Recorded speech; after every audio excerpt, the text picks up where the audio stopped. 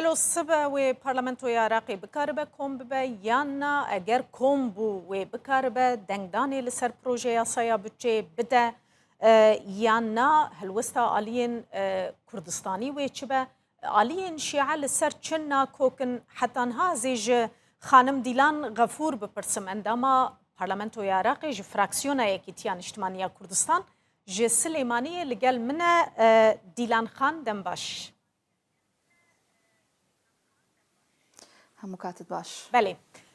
سبا جارکی دن پارلمنتوی عراقی کم دبه و بریاره تی گوتن دنگدانه بده بکن دنگ بدن لسر پروژه یاسایا بچه بدیتنا تا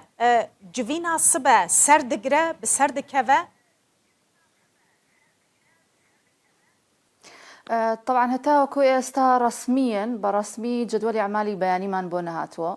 وتوقعي اول شكريك بياني بروجي ياساكا يعني حتى استنقشتون توافقك يعني اتفاقك لسروي كدنگ لسر ام بروجي ياسا بدري بو من وينا بينمك بياني ام بروجي ياسا تيب بريت و كتا استا بواضحيج توافقك روينا داو دیاره يعني كشي سركي ديلان خان مثلا ناكوكي لسرچنا ناكيشه ناكوكي زيدتر لسر كيجان خالانه کێشەی سەرەکی تێنەپەڕاندنی بودجەی 2021 پەیوەندی بە نێوماڵی شیعەوە هەیە. دوو تەوەجوه لە ناو پەرلەمانی عێراقا هەیە ئێستا. تەوەجوهێک بەرەوە ئاراستەی کە موازنە ئیقرار بکرێ و لەگەڵ ئەوەیە کە انتخابات بکرێت و ئەم حکوومەتەی کە هەیە حکوومەتێکی ناجح بێت. وتوجهێکی تر هەیە بە دژی ئەم ئاراستەیە کە لەگەڵ تێنەپەڕاندنی بودجەی 2021 لەگەڵ هەڵبژاردننی پێشوەخت نییە و لەگەڵ ئەوە نییە کە حکوومەتی کازمی پارەی لەبەردەست بێ و نەجاحەت بهێنێ. لە ڕاستیە بۆ ئەمانە ئەم کوتلانە کۆمەڵەیە کوتلەی شیعی بەیاننامەیان هەیە لە دژی تێپەڕاندنی بودجە هەندێکیشیان لەگەڵ نین بەڵام بەوازحی بەیاننامەیان نییە و هەندێکیشیان لەگەڵیان. کۆمەڵێک کوتلە دەولەت القانون نەسر ئەمانە یعنی بە سەریحی بەیاننامەیان هەیە لەسەر تێنەپەڕاندنی بودجە. کۆمەڵێکی تر بێدەنگیان هەڵبژاردووە. بۆ ئەمەی کە یانەوێ پرۆژە یاساکە تێنەپەڕێ سێ بەهانەیان هەیە. یەکێک لەوانە پەیوەندی بە پشکی هەرێمی کوردستانەوە هەیە کە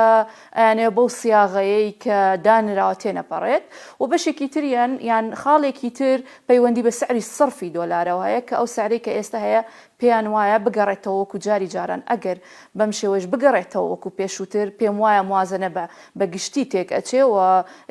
هەر تێناپەڕێ بۆ ئەمساڵ و بەشێکشیان یان خاڵی سێمیش پەیوەندی بەوە هەیە کە پێیان وایە ناداتپەروەری هەیە لە تەوزیعکردنی بودجە لە نێوان پارێزگاکانی عێراق. ئەم سێ خاڵەیان کردووە بە بەهانە بۆ تێنەپەڕاندنی بودجەی 2020. بەڵێ دیلان خان ئەو لایەنی شیعە ئەوەی پرسگرێک مشکلەیان لەگەڵ کورد هەیە چینە ئەو فراکسیۆنە ئەو ئالی؟ من پێم وایە کێشەکە پەیوەندی بە تەنها بە هەرێمی کوردستانەوە نییە، یعنی بەشە بودجەی هەرێمی کوردستانەوە نییە، زیاتر لە نێو ماڵی شیعەیە.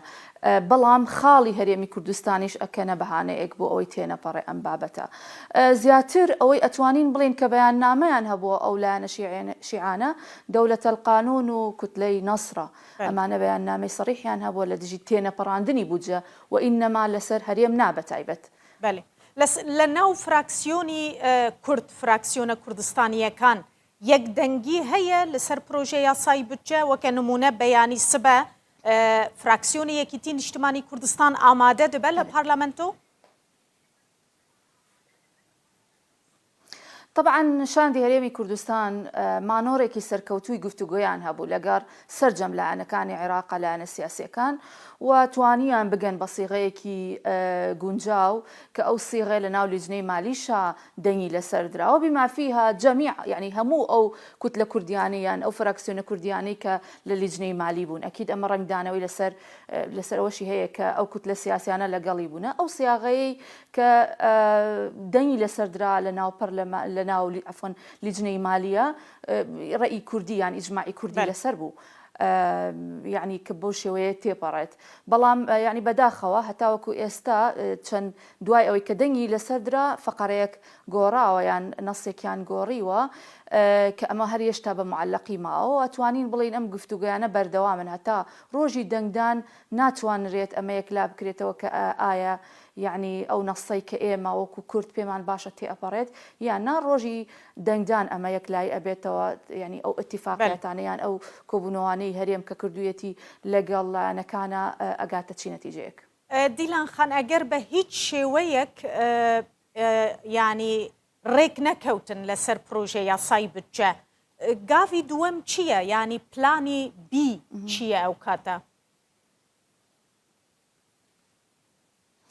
لە کاتی طبعاً لە کاتی تێنەپەڕاندنی یان ئەو نەسا بەو شێوەیە کە ئێمە وەکو کورد ئەمانەوێ پێویستە حکوومەتی هەرێمی کوردستان یعنی پلانی بی هەبێت و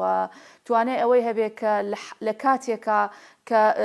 یعنی هیچ نەسێک لەگەڵ بەغدایە کە نەگەیشتە نەتیجە ئەبێ پلانی بی لە لای حکوومەتی هەرێمی کوردستان بێ کە چۆن بتوانێت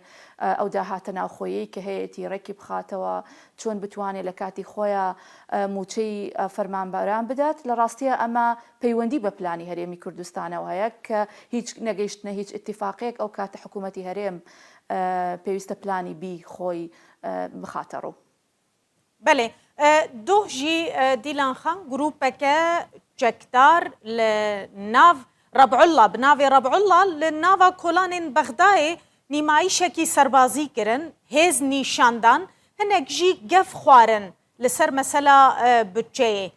nerîna we divê derbarê de çi ye yanî dixwazin piçekî cav bitirsînin cavê aliyên Kurdî û aliyên din mebesta wan çi bû ji wê xwenîşandanê؟ یعنی ئەتوانین بڵین ئەم مانۆڕی کە کرا یعنی ئەمەی ڕەبعوڵڵا دوێنێ لە بەغدا عەرزێکی عەزەڵات بوو با بڵین لە ساحەی عێراقیە بەرامبەر کازمی کرا ئەمە جاری یەکەم نییە و ئەمە تقریبەن بۆ بە زاهیرەیەک چەند جارێک ئەم حاڵەتە دووبارە ئەبێتەوە و زیاتر پەیوەندی بۆ هەیە یعنی ئەوای پیشان بدەن کە حکوومەتی کازمی لە ڕووی ئیداری سەربازیەوە بە جۆرێک لە جۆرەکان نەجاحەتی نەهێناوە و یعنی کۆنتترۆلی لە دەستانیە یعنی ئەمە بەشێکیان پەیوەندی بەمەوەیە کە نەشی توانیوە بەڕاستی